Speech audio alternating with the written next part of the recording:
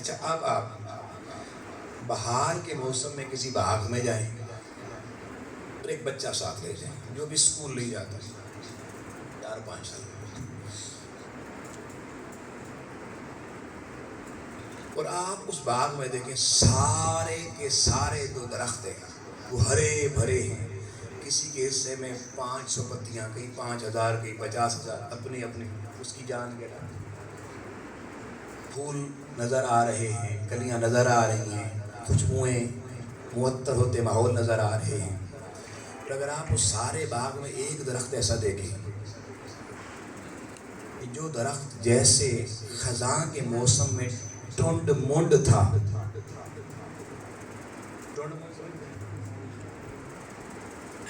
بھئی ٹنڈ کہتے ہیں سارے اوپر سے جناب ساری بہار ختم کروا دیں. تو خزاں ایسے ہی کرتی ہیں، درختوں کو ٹنڈ کر دیتی ہیں. اور اگر آپ بہار کے موسم میں جا کے دیکھیں کہ باقی ساروں کے تو جناب بہار کی فصل نکل آئی ہے مگر ایک کی ٹنڈ ابھی بھی قائم ہے. اور آپ پوچھیں اپنے چھوٹے سے اس بچے سے کہ بیٹا بتاؤ یہ سارے گنجے نہیں ہیں، سب کی ٹنڈیں نہیں ہیں، یہ بیچ میں ایک گنج والا کیوں ہے، ٹنڈ والا کیوں ہے؟ تو آؤ اب اسکول جانے کتابیں پڑھنے کی ضرورت ہے. وہ بچہ بھی یوں کر کے ہنس کے کہے گا بابا تنو پتہ نہیں ہے کہ گنجڑا مر گئی، اس کی جڑیں مر چکی ہیں، اس میں جان نہیں ہے، یہ خشک ہو گیا ہے. اس لیے اب بہاریں ساری زندگی بھی آتی رہیں، یہ کبھی ہرا. بھئی میں جو نغمہ سنانے جا رہا ہوں کاش سنا سکوں. یہ نغمہ فصل گل و لالا کا نہیں پابند، بہار ہو کہ خزاں لا الہ الا اللہ.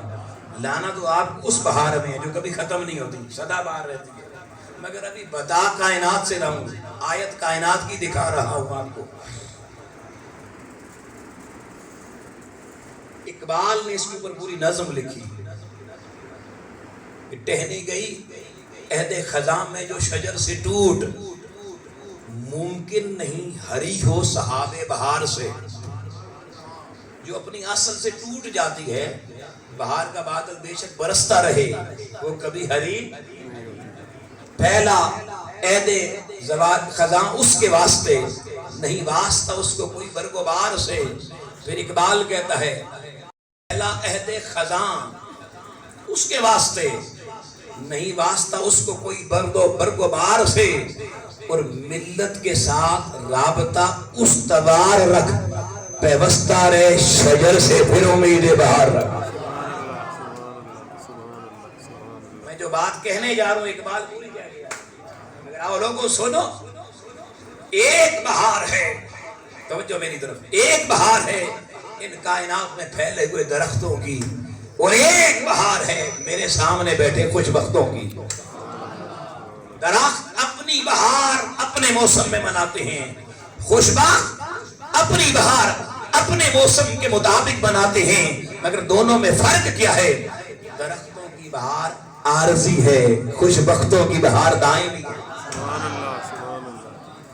خوش بختوں کی بہار دائمی ہے، درختوں کی بہار لوگوں موسم کی محتاج ہے. اور میں محمد کی بہار کی ساری کائنات کے موسم خود.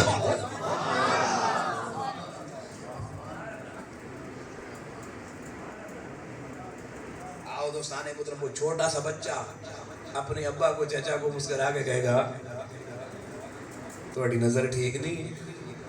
ایک ٹنڈا اس واسطے، ایک گنجا اس واسطے ہے کہ اس پہ بہار کبھی نہیں آ سکتی، کیونکہ اس کا رابطہ اپنے مرکز سے کٹ چکا ہے، ٹوٹ چکا ہے. بہار اسی پر آتی ہے جس کا رابطہ زمین کے مرکز سے قائم رہتا ہے. آؤ جوانوں اب یہ جملہ اپنی ذہنوں کی، دلوں کی، دماغوں کی تختیوں پر محفوظ کرنا. یہ وہ جملہ ہے جو ساری زندگی عقیدے کو معطر بھی کرے گا، منور بھی کرے گا، اور نسلوں کا ایمان بھی بچائے گا.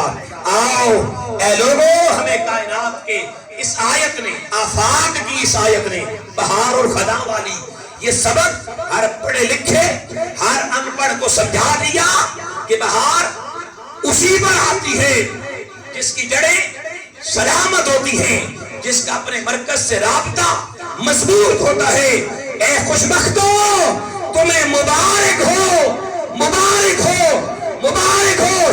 تمہارا میلاد مصطفیٰ منانا کائنات کو یہ پیغام دے رہا ہے ہماری جڑیں سلامت ہے، مدینے سے فیض آ رہا ہے، محمد کا میلاد ہو رہا ہے۔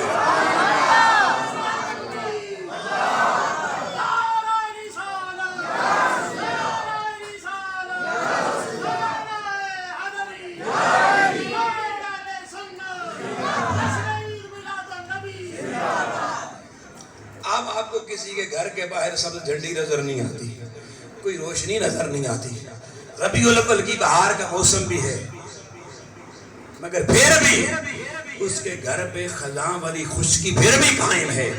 تو بھی اس میں قصور میرا آپ کا نہیں ہے، قصور یہ ہے کہ مدینے سے فیض اگر آتا تو بہار بھی نظر آتی۔ جن کی جڑیں سلامت ہوں، جن کے اپنے مرکز سے رابطے ہوں، جنہیں اپنی اصل کا فیض مل رہا ہو، کیونکہ ہمیں کائنات کی آیت سنوریہم آیاتنا فی الآفاق، اس نے یہ سبق دیا ہے کہ جس پودے کی جڑ کا رابطہ اپنے زمین کے مرکز سے قائم ہوتا ہے، ہو نہیں سکتا موسم بہار کا آئے اور اس کے چہرے پہ بہار نہ آئے، اس کے اوپر ہریالی نہ آئے، اس کے یہاں خوشبوؤں والے پھول نظر نہ آئے، وہاں کوئلے بلبلیں گیت گاتی نظر نہ آئے۔ آؤ لوگو، اللہ کی عزت کی قسم، جب ربیع الاول کی پہلی بہار شروع ہوتی ہے، ہمارے گھروں پہ سب جھنڈیاں اس لیے لگتی ہیں کہ ہماری بہار آ گئی ہے، محفلیں اس لیے سجتی ہیں، خوشبوؤں کے چھڑکاؤ اس لیے ہوتا ہے، نعت خوان آ کر کوئلوں بلبلوں کی طرح تمہیں مصطفیٰ کی ثنا کے، خدا کی حمد کے چرچے اس لیے سناتے ہیں کہ کائنات کو بتا رہے ہوتے ہیں ہماری جڑیں محمد مصطفیٰ کے ساتھ جڑی ہوئی ہے، فیض آ رہا ہے، میلاد ہو رہا ہے۔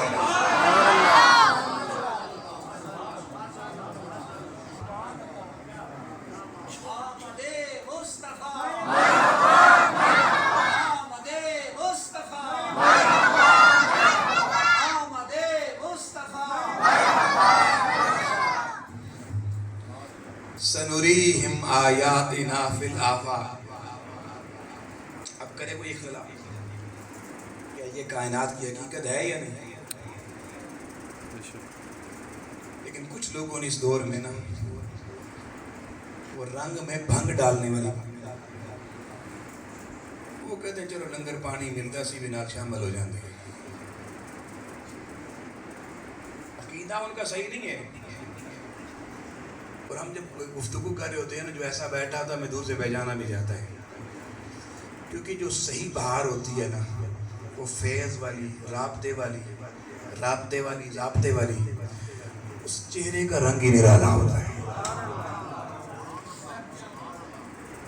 حضور کا نام سنتا کھل اٹھتا ہے، وہ محبت کا جملہ سنتا ہے ہوا میں ہاتھ اوپر چلے جاتے ہیں، اس کے لبوں پہ عجیب صدائیں ہوتی ہیں، یا رسول اللہ کی صدائیں ہوتی ہیں۔ لیکن وہ جو دوسری پارٹی کا جس نے، آپ اگر بازار سے آرٹیفیشل قسم کا کوئی درخت لے آئیں، جتنے مرضی رنگ روغن کر لیں، اصلی کے ساتھ رکھیں گے تو اصلی اصلی ہے، نقلی میں کہتا ہوں مانو تو دل سے مانو، اور جس دن دل سے مانو گے نا، اللہ کی عزت کی قسم، پھر جا کے جب میلاد کی مجلس میں بیٹھو گے، جب بہار والے میرے محبوب کا ذکر سنو گے، تمہارے چہروں میں بھی بہار آئے گی، تمہارے دلوں میں بھی بہار آئے گی۔ اب لوگوں میں جملہ کہا کرتا ہوں، 11 مہینے باقی سال کے، آل سنت کا صحیح عقیدہ رکھنے والے 11 مہینے روکھی سوکھی کھاتے ہیں، عقیدہ نہیں بیچتے، اپنے عقیدے کی حفاظت کرتے ہیں۔ تو ہم نے 11 مہینے لوگوں روکھی سوکھی کھائی ہے، مگر عقیدے کی دولت بچائی ہے، پلٹ کے ربیع الاول کی بہار آئی ہے، اسی لیے ہم نے میلاد کی محفل سجائی ہے۔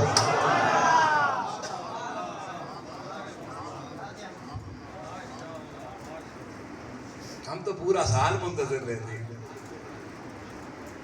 اور یہ بہار ہر سال مناتے ہیں۔ اب یہاں پہ میں آپ کو تھوڑی سی آفاق اور کائنات کی اور سیر کروانا چاہتا ہوں. میں نے کہا نا آج کتابوں والی باتیں نہیں، آفاق والی باتیں.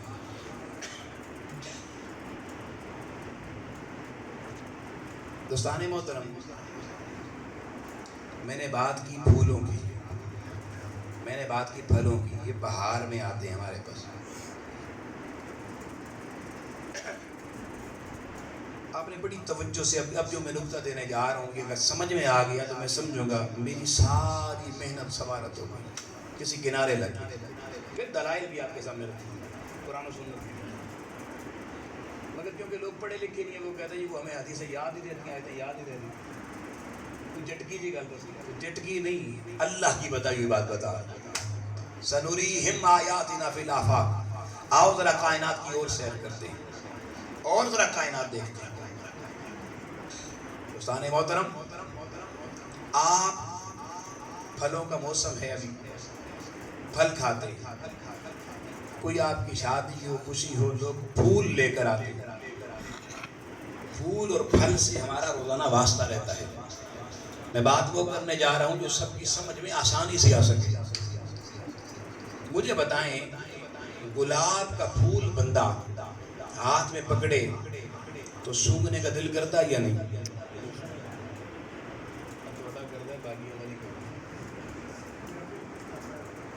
رات گہری تو نہیں ہوگی کہ نیند تو نہیں آ گئی؟ اب اس سے پتہ چلتا ہے نا سامعین کے ساتھ کہ ہمارا کنیکشن جو چل رہا ہے یہ بھی آپس میں بحال ہے یا نہیں، یا منقطع ہو گیا ہے. پرانے زمانے میں نا کرکٹ کی کمنٹری ریڈیو پاکستان پہ ہوتی تھی نا، تو کبھی کبھی میچ بڑے جوش پہ ہوتا تھا تو اچانک وہ کہتے تھے ہمارا رابطہ کٹ گیا ہے جی. تو لوگوں کو بڑا غصہ آتا تھا، یار یہ رابطہ بحال ہوتا ہے، کوئی میچ کی صورتحال بدلتی. تو بھئی یہ جو مقرر ہوتا ہے نا اس کا بھی رابطہ اس نے دیکھنا ہوتا ہے کنیکشن ہے یا نہیں. میں کن دیواروں سے بات کر رہا ہوں کہ انسانوں سے بات کر رہا ہوں؟ تو بھئی دیکھیں، اگر کسی نے گلاب کا پھول توڑا تو کیا خیال ہے، دل کرتا ہے یا نہیں اس کو سونگا جائے؟ دل کرتا ہے نا، کیونکہ گلاب ہوتا ہی سونگنے کے لیے، چمیلی ہوتا ہی سونگنے کے لیے، گل لالا ہوتا ہی سونگنے کے لیے، رات کی رانی ہوتی سونگنے کے لیے. یہ جنرل اصول ہے نا. پڑھا لکھا بھی سونگے گا، ان پڑھ بھی. یہ نہیں کہ ہمیں پاس سونگ رہا اور ان پڑھ کو پتہ نہیں کیوں یہ کیا کر رہا ہے. ان پڑھ کو بھی پتہ ہے. دونوں کا علم اس معاملے میں افتخار بھی برابر ہے. اب آپ گرامی اب توجہ کرنا. میں کہتا ہوں کوئی کہے بھئی بندے یہ کیا سونگ رہا ہے، کہتے ہیں گلاب سونگ رہا، چمیلی کو سونگ رہا، کہتے تو یہ نہیں.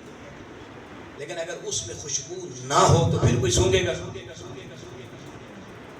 وہ تو اب کاغذی پھول بھی مل جاتے ہیں نا بازار سے، وہ کبھی کسی ڈیکوریشن کی دکان پہ جائیں اسے کبھی کاغذی پھول دے دیں.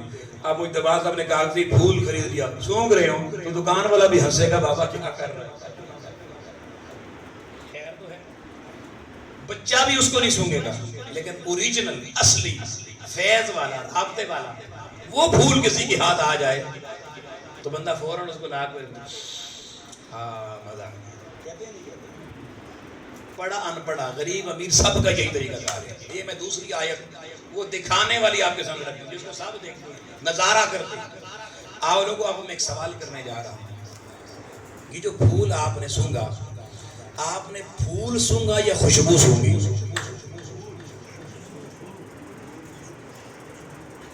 سونگی خوشبو، تلاش تھی خوشبو کی.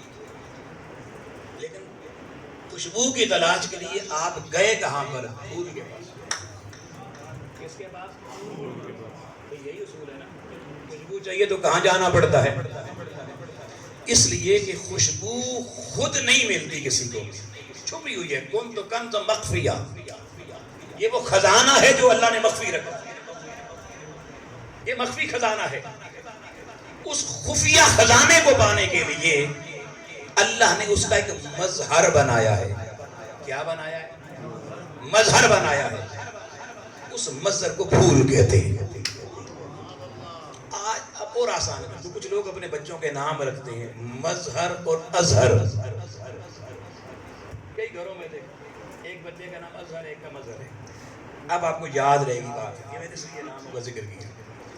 خوشبو ہے ازہر، جس نے اظہار کرنا ہے مگر ہے چھپی ہوئی. یہ وہ ازہر ہے جو چھپا ہوا ہے. اور ازہر کو ظاہر ہونے کے لیے کس سہارے کی ضرورت ہوتی ہے، کس شے کی ضرورت ہوتی ہے، اسے مظہر کہتے ہیں.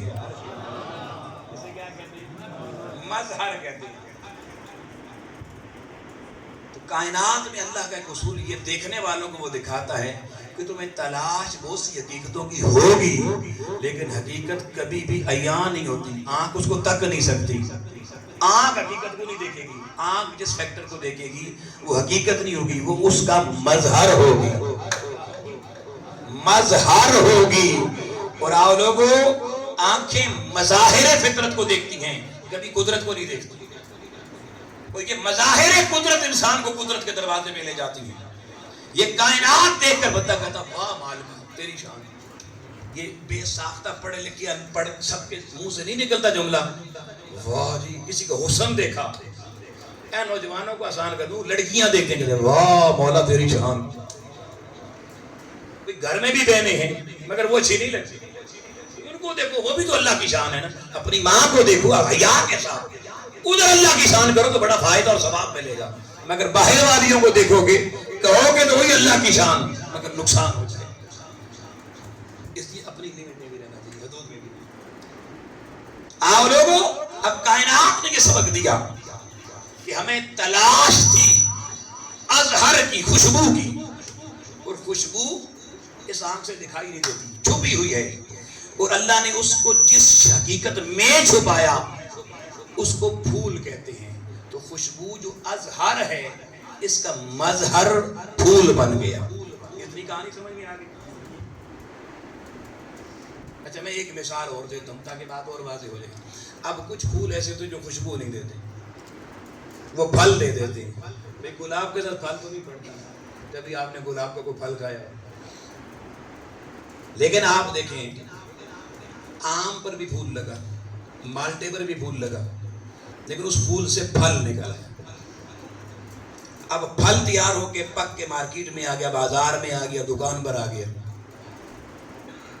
اب آپ جاتے ہیں پھل خریدتے ہیں. میں کہتا ہوں جی کیا کھا رہے ہیں؟ آپ کہتے ہیں جی پھل کھا رہا ہوں. یہی کہتے ہیں، کیلا کھا رہا ہوں، مالٹا کھا رہا ہوں، انگور کھا رہا ہوں، خربوزہ کھا رہا ہوں، تربوزہ کھا رہا ہوں. اچھا اگر اس کھانے والے پھل میں ذائقہ نہ ہو تو پھر آپ کھائیں گے؟ خریدا بھی ہوگا، گھر میں لایا ہوگا، پیسے بھی لگا، اٹھا کے پرے پھینک دیں گے. بھئی پھل تو پورا موجود ہے، کوئی 1 انچ بھی کم نہیں ہوا، 1 سینٹی میٹر بھی کم نہیں ہوا. آپ نے کھایا کیوں نہیں؟ آپ کہتے ہیں نہیں جی ذائقہ کوئی نہیں. تو بھائی اس کا معنی یہ کہ آپ سوال یہ پیدا ہوتا ہے کہ آپ جو کھا رہے ہیں وہ پھل ہوتا ہے یا ذائقہ ہوتا ہے؟ بھئی آپ جو کھاتے ہیں اگر پھل کھانا ہوتا تو ذائقہ ہو یا نہ ہو، کون سا مسئلہ ہے؟ پھل تو ہے نا، کھاؤ، بھلے کڑوا ہے بھلے جیسا بھی ہے. لیکن ایسا نہیں کرتے. کیوں نہیں کرتے؟ اصل میں ہم جس حقیقت کی تلاش میں تھے اس حقیقت کا نام تھا ذائقہ. اس حقیقت کا نام کیا تھا؟ ذائقہ. لیکن اللہ نے یہ حقیقت کیونکہ ذائقہ کسی کو نظر نہیں آتا، اس آنکھ سے نظر نہیں آتی. ہائے ہائے کبھی ہے حقیقت منتظر، نظر آ لباس مجاز میں، ہزاروں سجدے تڑپ رہے ہیں میری جبین نیاز میں. حقیقت لباس مجاز میں آ جائے تو اب وہ حقیقت نہیں کہلاتی، مظہر کہلاتی ہے. یہی نکتہ سمجھا رہا ہوں. تو آپ لوگوں کو پتہ یہ چلا کہ اگر ہمیں ذائقہ کھانا ہو تو ذائقہ کھانے کے لیے کسی دکان پہ آپ جا کے کہیں بھائی جان ذرا 2 کلو ذائقہ تول دینا، وہ تول کے دے. یا پھول والے کے بزرگ سے کہیں گلاب نہ دینا، ذرا خوشبو کلو کس کی تول دینا. وہ کہے گا بھئی دماغ تمہارا ٹھیک ہے. بڑے نکتے اکتے ابھی حل ہونے والے عقیدے کے. یہ بات ہے اگر آپ کو سمجھ میں آ گئی. ساری زندگی کہتے ہیں جی ذکر مصطفیٰ کرتے رہتے ہو، اللہ کا کیوں نہیں کرتے ہو؟ نعرہ رسالت لگاتے ہو 6 دفعہ، نعرہ تکبیر 6 دفعہ کیوں نہیں لگاتے؟ یہ اعتراض آپ پر ہے یا نہیں؟ آج سب کا جواب آپ کو ملے گا، سب کا ملے گا، اور ایسا ملے گا قیامت تک کوئی مائی حلال جواب نہیں رہا. کیونکہ میں بات کتاب سے نہیں، میں آفاق سے کر رہا ہوں. آفاق بنانے والے نہیں، حقیقت خود قرآن میں بتائی. حق تک پہنچنا ہے تو میری آفاق. مولوی کو استاد طرف تھوڑی دیر کے نکل اس اپنے چھوٹے سے دڑبے سے باہر نکل، مولوی پن سے باہر نکل. تو جا آفاق کے بعد. بھائی مولوی جھوٹ بول سکتا ہے، کائنات نہیں. مولوی دلیل غلط دے سکتا ہے، کائنات کبھی دلیل غلط نہیں دے سکتی. سمجھ آ گئی؟ اب گرامی غور کریں، میں نے 2 مثالیں آپ کے سامنے رکھی. اگر آپ کو خوشبو کی تلاش ہو تو آپ کو اس کے مظہر پھول کے پاس جانا پڑتا ہے یا نہیں؟ پھول کو پائے بغیر آپ کو خوشبو نصیب، یہ جملہ یاد رکھنا، پھول کو پائے بغیر خوشبو نصیب نہیں ہوتی. اچھا اگر آپ کو ذائقے کی تلاش ہو تو ذائقہ کہیں نہیں ملتا، اس کے لیے آپ کو اس کے مظہر پھل کے پاس جانا پڑتا ہے. اور پھل کے پاس جائے بغیر تمہیں کبھی ذائقے تک رسائی نہیں ہو سکتی. کوئی پڑھا لکھا اٹھ کے کہہ دے میرے پاس یہ کمال ہے، یہ علم ہے کہ میں پھل کھائے بغیر ذائقہ کھاؤں، کوئی نہیں کرے گا. اس میں اختلاف ہی نہیں ہے کائنات میں. مولوی کے مسئلوں میں اختلاف ہو جاتا ہے، ادھر بڑی دلیل ادھر پکڑ کے ادھر چلی جاتی ہے. مگر میں جو دلیلیں دے رہا ہوں، جو آیتیں پڑھ رہا ہوں، اس میں کوئی اختلاف ہے؟ سنی کا گھر ہو یا وہابی کا یا اہل حدیث سلفی کا اہل تشیع کا، کسی کا بھی ہو، کافر کا ہو یا یہودی کا ہو، اصول سب کے گھروں میں یہی ہے کہ پھل کے لیے بھی اور پھول کے لیے بھی. خوشبو کی تلاش جس کو بھی چاہیے ہو دروازہ ہے پھول پہ جانا پڑتا ہے، اور پھل کی ذائقے کی تلاش جس کو ہو اسے کس دروازے پہ جانا پڑتا ہے؟ پھل کے ذائقے، پھل کے دروازے پہ جانا پڑتا ہے. آؤ لوگوں، میں نے قرآن کی وہ 2 آیتیں آپ کو دکھا دی ہیں جو کائنات میں. اتنا سبق سمجھ میں آ گیا؟ اب توجہ سے نتیجے کی طرف لے کے جا رہا ہوں. احباب گرامی، پھل بنا مظہر، ذائقہ بنا اظہر. اس نے اپنا اظہار کرنا ہے پھل میں سے. خوشبو بنی اظہر، پھول بنا مظہر. اس خوشبو نے اپنا اظہار کرنا ہے پھول میں سے. یہاں تک سب متفق ہیں، سنی وہابی دیوبندی شیعہ اہل حدیث کوئی مسلک ہو، یہاں تک کسی کا کوئی آگے بھی نہیں ہوگا انشاءاللہ. بات وہ کرنی ہے، دین اس طرح پیش کرنا ہے کہ سارے اختلاف مٹ جائیں، ساری نفرتیں مٹ جائیں. عقل بھی کہے، دماغ بھی کہے، شعور بھی کہے، پڑھا لکھا بھی کہے، ان پڑھ بھی کہے، بات 100% درست. کیا خیال ہے؟ یہاں میں روکوں گا تھوڑی دیر آپ کو. آج جو بچے سائنس پڑھتے ہیں نا، سائنس، وہ سوال کرتے ہیں، وہ کہتے ہیں ہم دین اس لیے نہیں جاتے دین کی طرف مولویوں کے پاس. آپ کوئی جو بچہ ایم ایس سی کر جائے، ایم سی ایس کر جائے، ایم ایس کر جائے، بی ایس کر جائے، وہ بھی اسی طرح آگے کام میں بیٹھتا ہے. وہ کہتا مولویوں کو کھیلا بڑھنا نہیں، اختلاف کی گل کرنی، ایک دوسرے گالاں کٹنی، پگڑیاں اچھالنی ہیں، ہمیں دماغ خراب ہوتا. وہ کہتے ہیں ہم سائنس پڑھتے ہیں اور سائنس ہی پڑھنی چاہیے، اختلاف کوئی نہیں ہے. وہ کہتے ہیں ان کا دعویٰ ہے سائنسدانوں کا ہم اختلاف ختم کرتے ہیں، اور دین والوں سے وہ کہتے ہیں دور رہو، یہ اختلاف پیدا کرتے ہیں. اور یہ بات ان کی صحیح نظر آتی ہے. آپ حیران ہو جائیں گے. آپ دیکھیں اس وقت مسلمانوں میں کسی ایک عقیدے کے اوپر بھی مجھے بتا دیں سوائے موت کے عقیدے کے، اتفاق ہے مرنے کو چھوڑ کے باقی کسی چیز پہ؟ حضور علیہ السلام کے توسل سے جیسے کلمہ ملا ہے، حضور کی ہر شان پہ اختلاف ہے، ہر مقام پہ اختلاف ہے، حضور کے ذکر پہ اختلاف ہے، حضور کے نعرے پہ اختلاف ہے، یا رسول اللہ کہنے پہ اختلاف ہے. یہ کس امت میں بات سمجھ آ رہی ہے؟ اب اس کے مقابلے میں سائنس پڑھا ہوا بچہ، اس کا ٹیچر اس کو کہتا ہے، پروفیسر کہتا ہے بیٹا مولوی سے بچ کے رہے. وہ کہتا ہے ٹیچر سر آخر مولوی سے مسئلہ آپ کو کیا ہے؟ وہ کہتا ہے مولوی تمہیں اختلافات کی طرف لے جائے گا. سائنس پڑھو، اختلاف ختم. بچہ دلیل مانگتا ہے اپنے پروفیسر سے، وہ دلیل دیتا ہے. وہ کہتا ہے دیکھو بیٹے 1400 سال سے تمہارا دین آ رہا ہے، آج تک مسلمان اکٹھے ہو سکے؟ مسجدیں اکٹھی ہوئی، فرقے ختم ہوئے، مسلک ختم ہوئے؟ کہتا نہیں. وہ کہتا اب ذرا سائنس کا کمال دیکھ، سائنس اتنی پرانی نہیں ہے. وہ کہتا میں تمہیں 1960 سے بتاتا ہوں. پیرس میں فرانس کے اندر دنیا بھر کے سائنسدان بڑے بڑے اکٹھے ہوئے فزکس کے. انہوں نے وہاں پہ ماپ تول کے حوالے سے ایک سسٹم بنایا، یونیٹری سسٹم۔ 1960 سے پہلے نا اکائیوں کا نظام ٹھیک نہیں تھا، ماپنے کا، تولنے کا، پیمائش کرنے کا۔ ہمارے گھروں میں بزرگ بزرگ سیر ہوتے تھے، وہ چتھائیاں اور چاہ ہوتے تھے، برتن ہوتے تھے پیمائش کے لیے، کلو نہیں ہوتے تھے۔ ایسے ہی کسی نے کوئی زمین کی پیمائش، کپڑے کی پیمائش کرنی ہوتی تو یہ میٹر شیٹر نہیں ہوتے تھے، ہاتھوں سے ایسے کر کے پیمائش کرتے، یا پاؤں سے کرتے، یا گٹھوں سے کرتے۔ یہ پیمانے ان میں اختلاف تھا، کسی کی گٹھ بڑی ہوتی تھی، کسی کی چھوٹی ہوتی، کسی کا بازو لمبا ہوتا، کسی کا چھوٹا ہوتا، اختلاف تھے۔ سائنس میدان میں آئی 1960 میں، پیرس میں، فرانس میں۔ گالیاں دینا آسان ہے، بات سمجھنا مشکل ہے۔ سائنسدان بیٹھے، آج میٹرک کی فزکس میں وہ پورا ایسا ہی سسٹم شروع کے چیپٹر میں پڑھایا جاتا ہے، یہ فزکس پڑھانے والے بیٹھے ہوئے ہیں۔ 1960 میں انہوں نے دنیا کو ایس آئی سسٹم دیا، یونٹس کا سسٹم، انٹرنیشنل ایم کے ایس سسٹم دیا، 3 بڑی اکائیوں کا سسٹم، 7 کل اکائیاں اور 3 بنیادی۔ ایم کے ایس سسٹم جو 3 اکائیوں والا ہے وہ میں آپ کے سامنے رکھتا ہوں۔ انہوں نے کہا 1960 سے پوری دنیا کو انہوں نے اصول دیا کہ آج کے بعد آپ نے جب بھی کسی چیز کو تولنا ہے نا تو کلو گرام سے تولنا ہے، اور 1 کلو گرام 1000 گرام کا ہوگا۔ آپ لوگوں 1960 اور 2024 64 سال ہو گئے، 64 سال۔ دنیا کے جس خطے میں چلے جائیں، عرب میں جائیں، عجم میں جائیں، مکے میں جائیں یا افریقہ امریکہ میں جائیں، ہر جگہ پہ ترازو پہ آپ کو وہی 1 کلو گرام والا تول نظر آئے گا۔ اس کے 1000 گرام میں کسی جگہ 1200 گرام نہیں ہوں گے، کسی جگہ 800 نہیں ہوں گے۔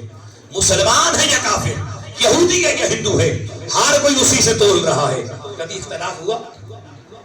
کہیں پہ وہ کلو نہ پڑا وہ ریڈی پر تولے، پتھر سے آپ کہتے ہیں بھائی تیرا وزن ٹھیک نہیں ہے، کلو کے طرح کوئی اختلاف نہیں۔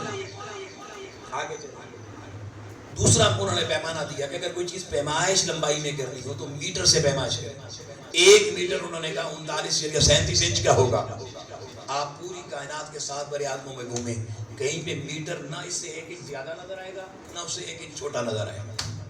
کوئی اختلاف نہیں۔ کسی حاجی صاحب نے کہا میں کافروں کا بنایا ہوا میٹر کیوں استعمال کروں، میں مسلمان ہوں، اپنا پیمانہ بناؤں گا۔ کوئی ایسا حاجی دیکھا نہیں، کوئی ایسا مفتی مولوی دیکھا نہیں۔ سائنسدانوں کو کافروں کو کافر کہہ کے گالیاں نکالتے ہیں، ان سے پوچھو تمہارا اپنا پیمانہ کیا۔ تیسرا پیمانہ انہوں نے وقت کے لیے دیا، کافروں نے دیا۔ انہوں نے کہا وقت کی پیمائش۔ 1960 سے پہلے گھڑیوں کا نظام ہی نہیں تھا، گھڑی نہیں تھی، گھنٹے نہیں تھے، منٹ نہیں تھے، ویسے سورج چاند ستارے دیکھ کے وقتوں کی پیمائش ہوتی تھی۔ اگر آؤ لوگوں، سائنسدانوں نے یہ گھڑی بنائی، اس کا ایک یونٹ دیا، سیکنڈ ٹائم کا۔ انہوں نے کہا 60 سیکنڈ کا 1 منٹ، 60 منٹ کا 1 گھنٹہ ہوگا، اور 24 گھنٹوں کا 1 دن ہوگا۔ یہ 1960 میں نظام دار الکفر پیرس فرانس میں بنایا گیا۔ آج 64 سال گزر گئے ہیں۔ میں پوچھنا چاہتا ہوں لوگوں، وہ جو کافروں نے ہمیں ٹائم کا پیمانہ بنا کے گھڑی بنا کے دی، تمہاری مسجد میں وہی لگی ہوئی ہے؟ تمہارے کعبے اور حرم میں وہی لگی ہوئی ہے؟ مدینے کے حرم میں وہی ہے؟ کائنات کی ہر مسجد ہر گھر میں وہی گھڑی ہے یا نہیں؟ 64 سال میں کسی مسلمان نے اختلاف کیا ہو اور کہا ہو کسی مفتی نے میں نہیں مانتا، ایک کتاب اس کی مخالفت میں نہیں لکھی گئی۔ ساری دنیا میں یہ 3 پیمائش کی بنیادی اکائیاں 1960 میں فرانس آپ کو دے رہا ہے، دار کفر دے رہا ہے۔ ساری دنیا تمہاری گھڑیاں مسجد میں لگی ہوئی کافر کی چیز، تمہاری نماز ہو جاتی ہے۔ کبھی اعتراض نہیں ہوا، یا رسول اللہ کا نام آ جائے تو اعتراض آ جاتا تھی۔ ناتانو کافر سے اتنا پیار اور اپنے نبی سے اتنا غدار، یہ کون سا دین تم نے پڑھا ہے؟ تو سائنسدان یہ بات کر کے، وہ ٹیچر یہ بات کر کے بچے کو کہتا ہے بیٹا ادھر جاؤ گے رک جاؤ گے۔ وہ مناظرے کا ایک دوسرے کو کافر کہہ رہے ہیں۔ ہم کبھی سائنسدانوں نے کسی کو کافر کہا، کبھی فزکس پڑھانے والے نے کیمسٹری والے کو کافر کہا، کبھی کیمسٹری والے نے بایو والوں کو کہا، میتھ والے کو کہا۔ وہ کہتے ہیں اتفاق ہے یہاں پر، اس کی دنیا کا یونیورسل ریلیجن وہ کہتے ہیں ہمارا سائنس ہے۔ تم اپنے مولویوں سے کہو اگر تمہارا دین یونیورسل ہے تو لاؤ وہ دین جس میں خلاف ہو۔ اب بچے کا مضمون جواب نہیں دے، مگر آؤ آج اللہ کے گھر میں اللہ کی حرمت اور عزت کی قسم کھا کے میں تمہیں قرآن سے وہ اصول دے رہا ہوں 14 صدیوں تو کیا 14,000 سال بھی گزر جائیں، اللہ کی عزت کی قسم ساری کائنات میں یہ نظام ایک ہی رہے۔ وہ ہے سنوریہم آیاتنا فی الآفاق وفی انفسہم حتی یتبین لہم انہ الحق. کافر بھی پھل کے لیے، مسلمان بھی پھول کے لیے، اصول وہی ہیں جو میں بتا دوں. حقیقت کسی کو بھی نظر، کوئی مسلمان کہ جی میں بڑا ولی ہوں مجھے ذائقہ نظر آ جاتا ہے، مجھے خوشبو نظر آ جاتی ہے، نہیں نظر آتی، آنکھ نہیں تک سکتی ان کو، مخفی ہیں. اللہ نے یہ کائنات بنائی لوگوں ہمیں کسی حقیقت تک پہنچانے کے لیے، کسی بڑے مسئلے تک پہنچنے کے لیے، اور ہم نے اس پہ غور نہیں کیا. ہم نے قرآن نہیں پڑھا، ہمیں کتابوں میں لگا دیا گیا، قرآن کی اصلیت سے دور کر دیا گیا. اگر آؤ لوگوں جب یہ نقطہ سامنے آ گیا کہ جو بھی چھپی ہوئی حقیقت ہوتی ہے اسے اپنے اظہار کے لیے کسی مظہر کی ضرورت ہوتی ہے، اور ہم نے کائنات میں کسی مظہر کو حقیقت ماننے سے انکار کبھی نہیں کیا. ساری زندگی تم نے گلاب گلاب کا ذکر کیا، کبھی فتویٰ آیا کہ تم نے خوشبو کا ذکر کیوں نہیں کیا؟ بولیے جی، کبھی کسی نے فتویٰ دیا؟ گلاب پہ شاعر نے غزل لکھ دی، کبھی کسی نے کہا بھئی گلاب کیا چیز ہے، اصل چیز تو خوشبو ہے، تو نے خوشبو بھی غزل کیوں کی؟ نہیں آیا اختراع. کبھی پھل کے حوالے سے کبھی کسی نے کہا ہو، آپ کسی سے کہیں بھئی کیا کھا رہے ہو؟ خربوزہ کھا رہا ہوں. اسے کہو بھئی ظالم یہ کیا کر رہا ہے، تو ذائقہ کھا رہا ہے. کبھی فتویٰ شیر کا لگا؟ بولیے جی. کبھی کسی نے کہا مشرک ہو گیا ہے، بدعت کر رہا ہے، حقیقت کو نہیں مان رہا، مظہر کا ذکر کر رہا ہے. اللہ نے ساری کائنات سے ذکر مظہریت کا کروایا. کس کا کروایا؟ مظہریت کا کروایا. کہیں فتویٰ نہ آیا، قانون یونیورسل بن گیا. اختلاف سے نکل کر ہم اتحاد کی فضا میں چلے گئے. آؤ لوگوں اب سننا. اس نے کہا میرے بندے سنوریہم آیاتنا، میں تمہیں یہ نشانیاں کیوں دکھا رہا ہوں فی الآفاق، کائنات میں، وفی انفسہم، تیرے نفس کے اندر، اس لیے دکھا رہا ہوں کہ حتی یتبین لہم انہ الحق. میں نے تمہیں لے کے جانا ہے دروازہ حق پر، دروازہ خدا پر. خدا ہونے کی پہچان کروانی ہے اور کائنات کے ذریعے کروانی ہے. اور من اور جس کو رب کی وہ معرفت کی پہچان ہو گئی اس کا مسئلہ حل ہو گیا یا نہیں؟ بولیے جی یہی زندگی کا مقصد ہے یا نہیں؟ اللہ کی معرفت کو قرآن نے ایک دروازہ کھولا، ایک راستہ کھولا، طریقہ بتایا، میں نے آپ کے سامنے پیش کر دیا. آؤ لوگوں اگر آپ کو یہ حقیقت سمجھ آ گئی کہ جس کو خوشبو کی تلاش ہو اسے پھول کے پاس جانا پڑتا ہے، جسے ذائقے کی تلاش ہو اسے پھل کے پاس جانا پڑتا ہے. بلا تشبیہ و بلا مثال ساری کائنات کی سب سے بڑی حقیقت اللہ کی ذات ہے. اللہ کی ذات ہے، وہ خود بھی چھپی ہوئی ہے، وہ خود بھی چھپی ہوئی ہے. کوئی نہیں تک سکتا میرے رب العالمین کو. اگر آؤ لوگو میں نے کہا مولا میں کہ تجھے پانا چاہتا ہوں، میں کہ تمہیں تکنا چاہتا ہوں، میں کیسے تیرے دروازہ معرفت تک آ سکتا ہوں؟ اس نے کہا سنوریہم فی الآفاق وفی انفسہم حتی یتبین لہم انہ الحق.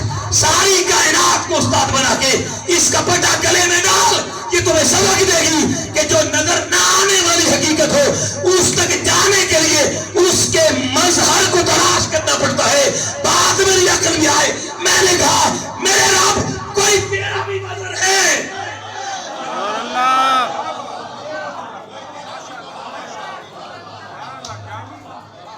بتا چھپی ہوئی حقیقت بتا، کوئی تیرا بھی مظہر ہے؟ اس نے کہا ہاں ساری کائنات میں نے ہر چیز، ہر حقیقت جو چھپی ہوئی ہے اس کا جب مظہر بنایا میں نے اپنا بھی بنایا. میں نے کہا مولا وہ کون ہے؟ اس نے کہا تمہارے رب کا مظہر ذات محمد مصطفیٰ ہے.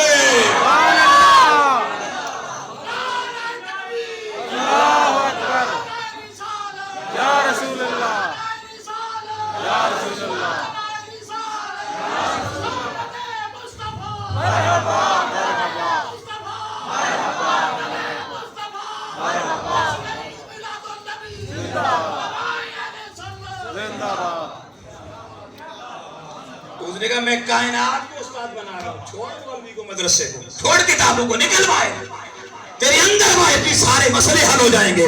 کائنات تمہیں کیا سبق پڑھاتی ہے؟ میں نے کہا لوگوں اللہ کائنات مجھے یہ سبق پڑھاتی ہے کہ کسی اظہر کو پانا پڑا پانا ہو تو کسی مظہر کے پاس جانا پڑتا ہے. اس نے کہا جب میں نے تمہیں خوشبو جیسی چھوٹی سی حقیقت کو پانے کے لیے محتاج بنایا پھول کا, تمہیں ذائقے جیسی چھوٹی سی پیٹ کی ضرورت پوری کرنے کے لیے تجھے محتاج بنایا اس کے مظہر پھل کا, تمہیں حقیقت یہ سمجھانا چاہتا ہوں, حق تک آنا چاہتا ہوں, راستہ یہی ہے, اور وہ راستہ یہ ہے جیسے خوشبو بغیر مظہر کے نہیں ملتی, جیسے ذائقہ بغیر مظہر کے نہیں ملتا, ویسے ہی تمہارا خدا اپنے مظہر محمد کے بغیر بھی نہیں ملتا. سبحان اللہ, سبحان اللہ, واہ سبحان اللہ, ماشاء اللہ, کیا کہنے. اگر خدا تک بغیر میرے مظہر محمد کے جانا چاہتے ہو تو پھر پہلے ذائقے تک بغیر پھل کے جا کے دیکھو, خوشبو تک بغیر پھول کے جا کے دیکھو. اور اگر تم اتنی چھوٹی خوشبو کو بغیر پھول کے نہیں پا سکتے, ذائقے کو بغیر پھل کے نہیں پا سکتے, تو وجود محمد مصطفیٰ کے بغیر خدا بھی نہیں پایا. سبحان اللہ, بے شک بے شک بے شک.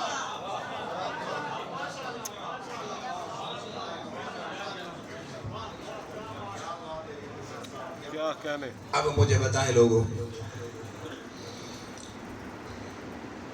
ساری زندگی سنی وہابی سارے پھول کے پاس جائیں تو شرک نہیں ہوتا, پھل کے پاس جائیں تو شرک نہیں ہوتا, وہ بھی مظہر, اور اللہ کے مظہر محمد مصطفیٰ کے پاس جائیں تو شرک کیسے ہوتا.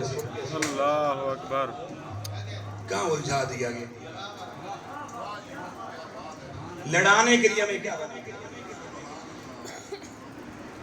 ساری زندگی دنیا نے ذکر کیا پھلوں کا, ساری دنیا نے ذکر کیا پھولوں کا, کبھی فتویٰ نہ آیا کہ دیکھیں جی ذکر کرتے کرتے پھولوں کا, معاذ اللہ تم نے پھولوں کو خوشبو سے بڑھا دیا ہے.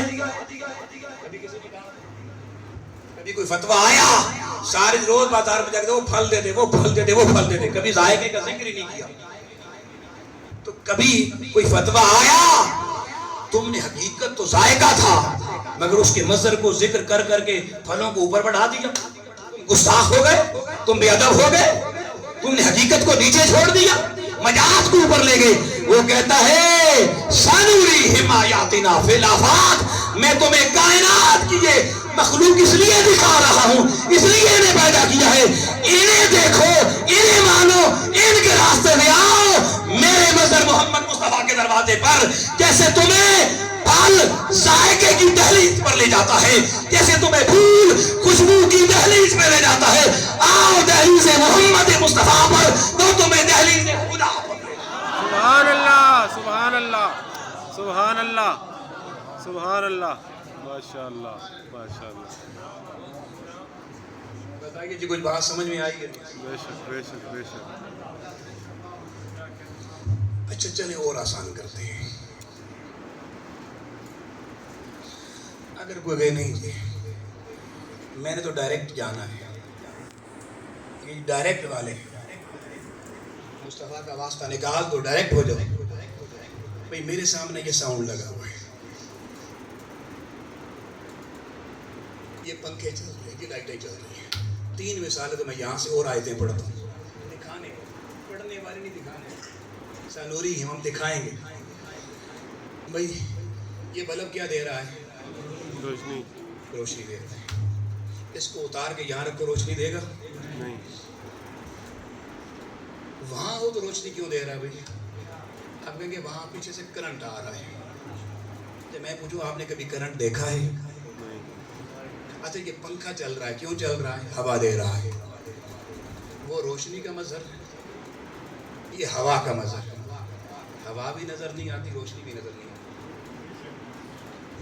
ایسا ہی ہے, ہوا اندر موجود ہی نہیں نظر آتی, پنکھا چلا تو اب احساس ہونا شروع ہو گیا نہ, تو کہتے ہیں ہوا سے, حالانکہ ہوا ہر وقت موجود ہوتی ہے. اچھا یہ ساؤنڈ ہے, یہ آواز آپ تک پہنچا رہا ہے. علماء سے گزارش ہے آگے تشریف لائیں. قاری وراثت تشریف لائیں, آپ بھی آگے آئیں. علماء بڑی شان والے,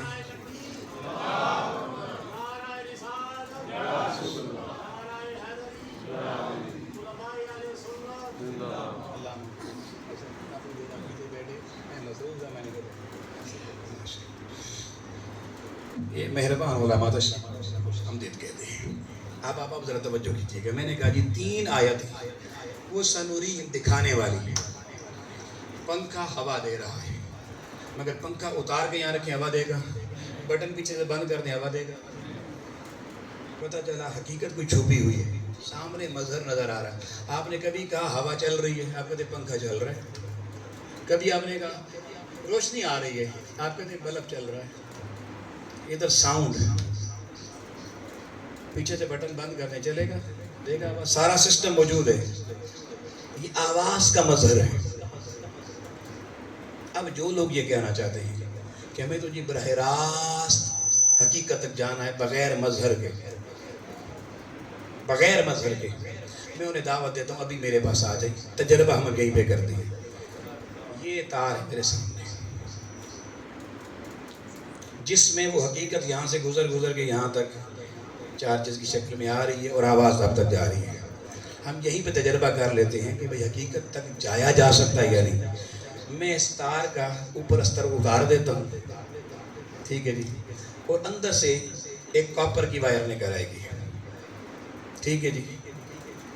وہ جو وائر ہے اس کو وہ بھی ہو, بٹن بند ہو تب بھی بات تو نہیں بن رہی نا. بٹن آن ہو, وہ حقیقت بیچ میں سے گزر رہی ہو, الیکٹرونز گزر رہے ہیں اس میں سے, اس کو ننگا کر دیا جائے.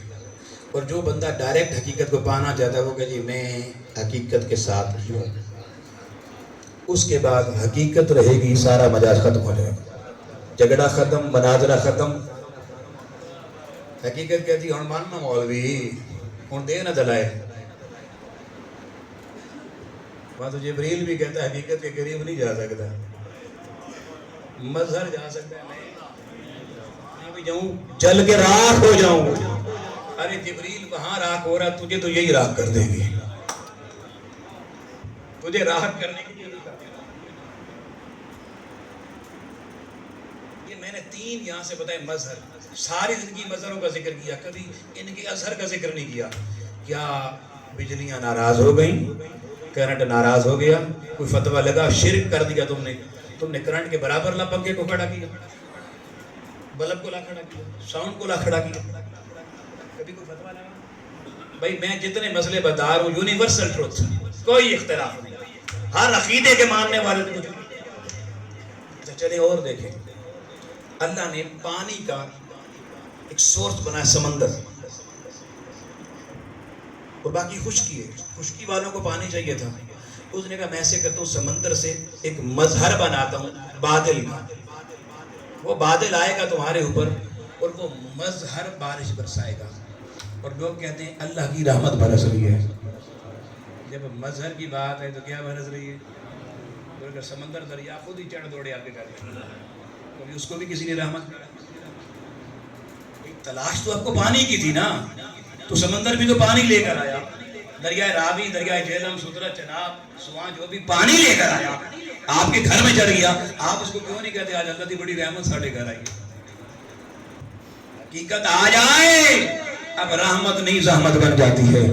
نظام کائنات یہ ہے کہ لوگوں ازہر کے پاس ڈائریکٹ نہ جاؤ, صرف مظہر سے ملا کرو. ازہر کو چھوڑو, مظہر کو پکڑو. آؤ حدیث مصطفیٰ, اللہ کے محبوب نے اعلان کیا, حدیث قدسی بھی ہے اور حدیث مصطفیٰ بھی ہے. فرمایا میرا رب لوگوں کو میں یہ کہتا ہے, او کلمہ پڑھنے والوں اپنے نبی کی زبان پہ تو یقین کرو. فرمایا من رانی فقد رأى الحق, جو خدا کو دیکھنا چاہتا ہے مصطفیٰ کو دیکھے. آئینہ مصطفیٰ میں تمہیں حقیقت خدا.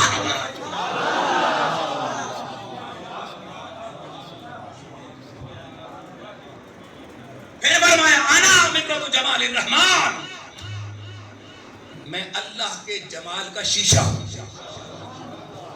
کیا ہوں؟ بھئی تمہیں اپنی صورت دیکھنی ہو تو کیا دیکھ؟ شیشہ تمہیں ساری کچھ حقیقت دکھا دیتا ہے, پھر بھی ہمیں سمجھ نہیں آتی, پھر بھی دین کے معاملے میں پھر شیشہ دکھانا پڑتا ہے. علامہ نوید احمد سیالوی صاحب, پھر شیشہ دکھانا پڑتا ہے. اب میں شیشہ دکھانا. اس نے کہا اے بندے, اگر رب کو پانا چاہتا ہے, اللہ کو دیکھنا چاہتا ہے, تو دیکھنا کون کائنات میں کس نے دعویٰ کیا انا مرت و جمال الرحمن.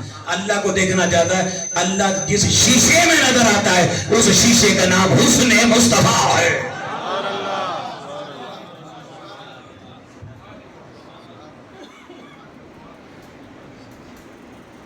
حضور خود بتا رہے ہیں یار وہ ازر تک نہیں جا سکتے.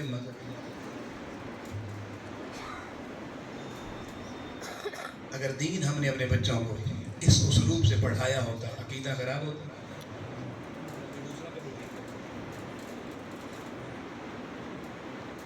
یہ میں نے ایک حصہ گفتگو کا آپ کے سامنے رکھا. اب کیونکہ وقت کے دامن میں اتنی وسعت نہیں ہے 1 گھنٹہ کافی ہوتا ہے. ابھی تو میں نے مقدمہ بنیاد باندھی ہے اس موضوع کی جس پہ میں گفتگو کر رہا ہوں. یاروں نے تو کہا تھا جمعہ والا دن تھوڑا ہوتا ہے خطاب تھوڑا کر اساں ذرا کھل کے سنن دا موقع لے اگر تے گھنٹے دی گل ہوئی. یہ تو بنیاد ہم نے باندھی ہے.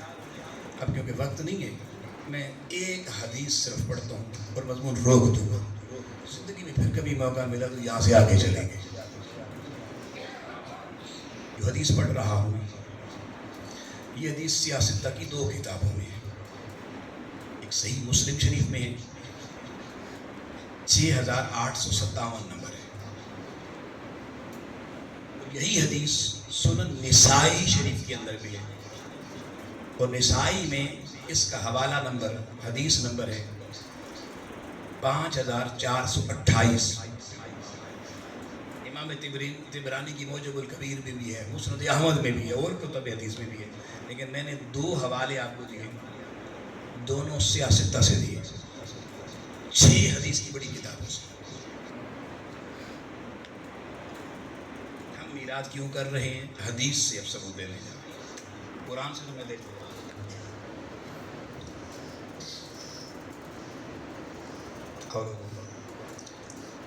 حضور علیہ الصلوۃ والسلام خرج رسول اللہ صلی اللہ علیہ وسلم فی حلق یعنی اصحابہ. حضور علیہ السلام اچانک آئے. صحابہ کرام حلقہ بنا کر ایک مجلس سجا کے بیٹھے ہوئے تھے. کیا سجا کے بیٹھے تھے؟ مجلس. حضور علیہ السلام آئے سارے صحابہ چپ کر گئے. اب یہ دھیان میں رکھنا صحابہ نماز نہیں پڑھ رہے تھے. صحابہ کسی میدان جنگ میں نہیں تھے مسجد نبوی میں تھے. نماز کا وقت بھی نہیں تھا اور مجلس سجا کے بیٹھے. مجلس محفل کو کہتے ہیں جلسہ کر رہے ہیں. حضور علیہ السلام جیسے وہ خاموش ہو گئے آ کر ہم دروازے پہ کھڑے ہیں کہا ما اجلسکم.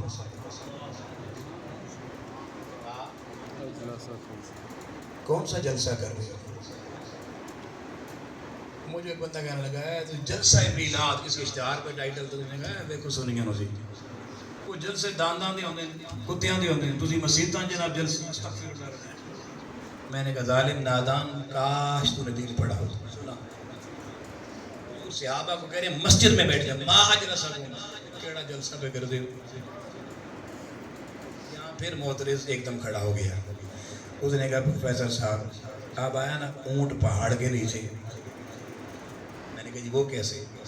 ادھر سے کہتے حضور غیب جانتے ہیں. ادھر دیوار کے پیچھے سے نکل کے آتے ہیں دروازے میں پوچھتے ہیں کیڑا جلسہ پہ کر دے. اگر پتہ ہوئے سونے لوں کہ پوچھا نہیں.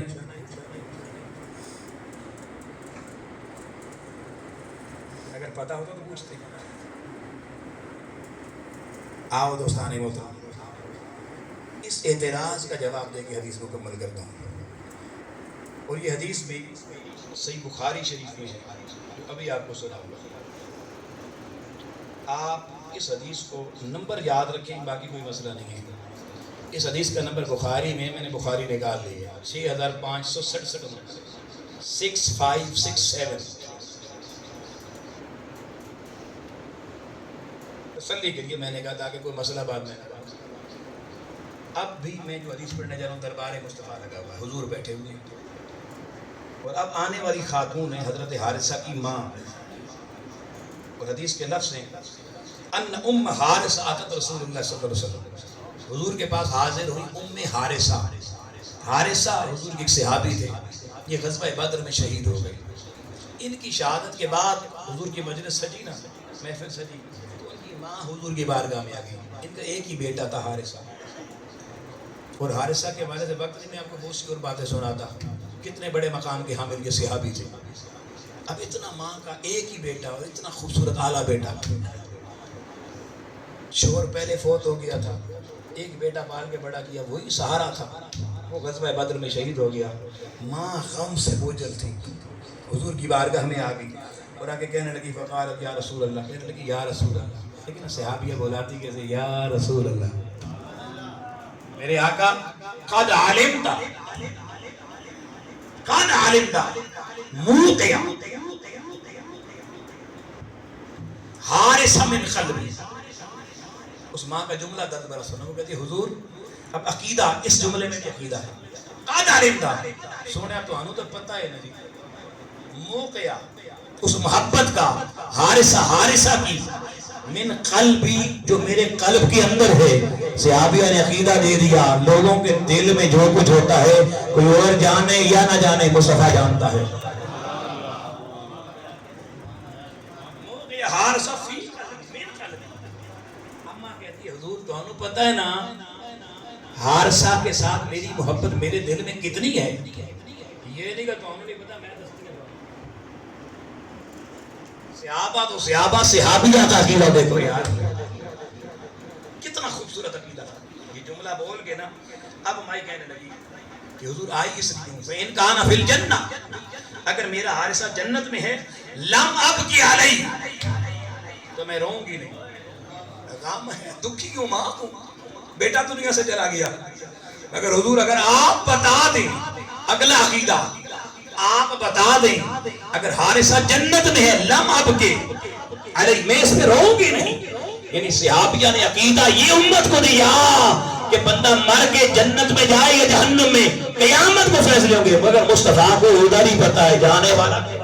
سبحان اللہ. ایک جملہ عقیدہ دے رہا کہ حضور کو پتا ہے. حضور نے آگے سے یہ نہیں کہا ہماری مہنوں کی بتا، قیامت کو جاؤں گے، حساب کتاب ہوئے گا، اللہ فیصلے کرے گا، پھر پتہ لگے گا. یہ نہیں کہا. اس نے کہا حضور میں روؤں گی نہیں. لیکن اگلا جملہ مائی نے جو کیا بالا نا، لوگوں لاڈلے صحابہ بھی تھے، صحابیات بھی تھے، مگر کمال جملہ مائی نے بولا. اس نے کہا وَإِلَّا سَوْفَ تَرَى مَا أَصْنَعُ. اور حضور اگر آپ نے مجھے کہہ دیا نا میرا حارثہ جنت بھی نہیں گیا، پھر آپ کے دربار میں دیکھنا میں کرتی کیا ہوں. محبت مصطفیٰ دیکھو لوگوں، کاش ہمیں سوڑیا تیری ایسی محبت نصیب ہوتی، آج کی ماں کو بھی نصیب ہوتی، آج کی بہن کو بھی نصیب ہوتی، آج کے میرے بزرگوں کو بھی نصیب ہوتی. سوڑیا حارثہ آپ کا غلام میں نے بنایا ہے، آپ کے ساتھ آپ کے پیچھے پیچھے لگایا ہے. اگر تو جنت میں گیا تو صبر کرتی ہوں، اور اگر جنت میں نہ گیا اور آپ نے بتا دیا تو پھر دیکھیں دربار آپ کا ہوگا، میں کرتی کیا ہوں تو انہوں پتا لگا. مائی کا عقیدہ کتنا پختہ تھا کہ دربار مصطفیٰ کا غلام ہو، جہنم اس کو کبھی اپنے قریب بھی نہیں آنے دیتا. میں کیا کرتی ہوں. اب حضور علیہ السلام نے فرمایا مائی حبل تھے تو پاگل ہو گئی، اتنا جذباتی کیوں ہوتی ہے، اماں اتنی جذباتی کیوں ہو رہی ہے. حبل تھے تجھے کیا ہو گیا ہے. فرمایا جنت واحدۃ نہیں، تو کیا سمجھتی ہے میں جس جنت کا سبق پڑھاتا ہوں وہ صرف ایک ہے، وہ جنت صرف ایک ہے. فرمایا نہیں، آقا نے فرمایا انہا جنان کثیرہ، جنتیں 1 2 4 5 نہیں ہیں، تمہاری گنتی کم ہے، اللہ کی جنتیں زیادہ ہیں. اتنی جنتیں ہیں، تھوڑی تھوڑی ہے. وَإِنَّهَا جِنَانٌ كَثِيرٌ وَإِنَّ الْإِبْلَ فی اصحاب الفردوس الاعلی. مدینے میں مسجد نبوی کی چٹائی پہ میرا محمد عربی لوگوں بیٹھ کے حارثہ کی ماں کو کہہ رہا ہے محمد کی آنکھ تک رہی ہے، اللہ کی ہزاروں لاکھوں جنتیں ہیں، تیرا بیٹا حارثہ نیچے والی جنت میں نہیں، سب سے اونچی فردوس بری میں ٹہل رہا ہے۔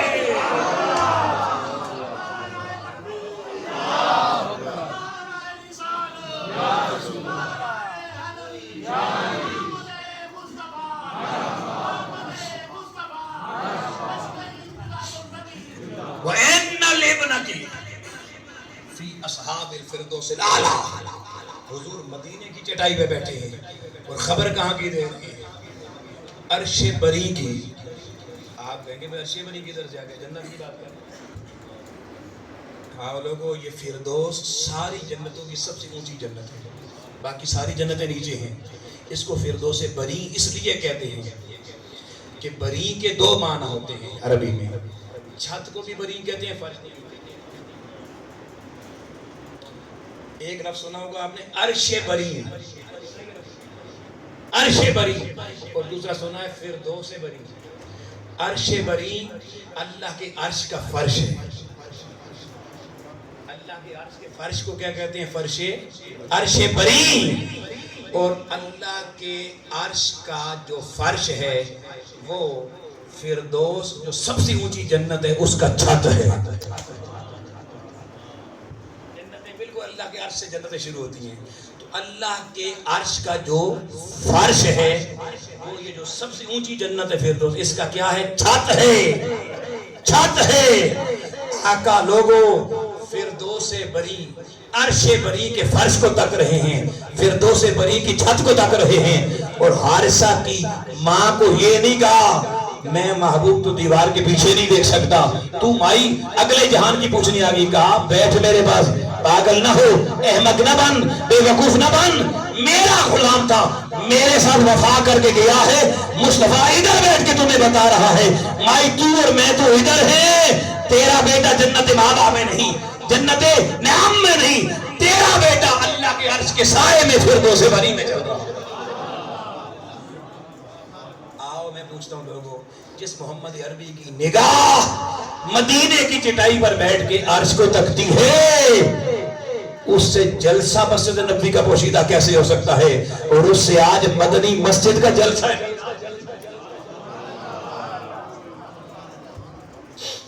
اب جس کو سنا رہا تھا، حضور نے پوچھا، حضور نے کیوں پوچھا؟ آقا جانتے تھے اگر میں نے آج نہ پوچھا اور صحابہ نے جواب نہ دیا، قیامت میرے غلام میلاد کے جلسے کریں گے، لوگ سوال کریں گے صحابہ نے کہاں منایا تھا میلاد؟ محبوب نے کہا میں کرم ان غلاموں کو کر دوں، صحابہ کی زبانوں سے جواب دلوا دوں، آنے والوں سے جب سوال ہوگا وہ ادھر ادھر کی ٹامک ٹوئیاں نہ ماریں، صحابہ والا جملہ اٹھا کے پیش کر دیں، دلیل میلاد کی بات کی۔ اب سن، حضور نے پوچھا بھائی ما جلس، صحابہ کرام نے کہا حضور جلس